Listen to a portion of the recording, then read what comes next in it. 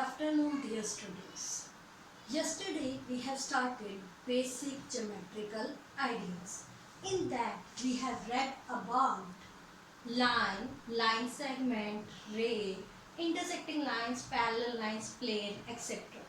Today we will do incidence properties in a plane. Before starting it, let us recall what a plane is.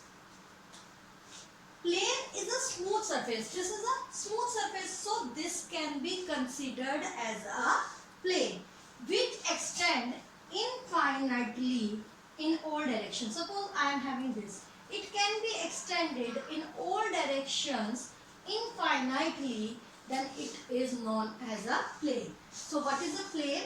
Plane of a room. It is also a plane and it can be extended if we want, because every wall can be extended. So what is plane? Plane is a flat surface which can be extended infinitely. Now come to the incidence properties of a plane. Number 1. An unlimited number of lines can be drawn passing through a given point.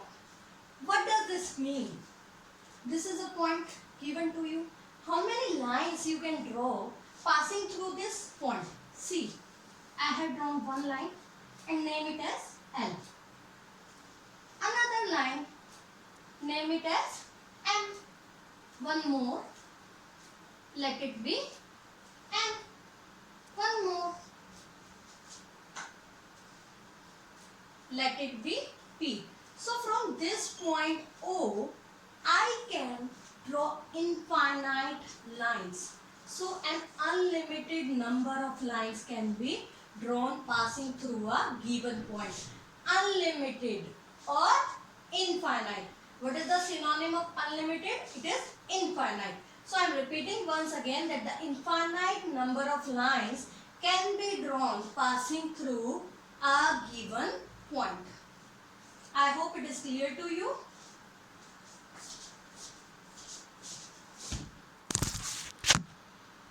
I told you in the first property that an unlimited number of lines can be drawn passing through a given point.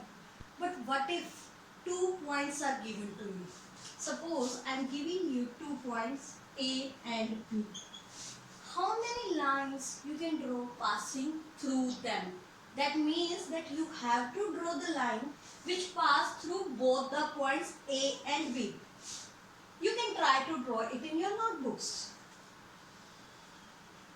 I am able to draw this one line. And is it possible to draw any other line?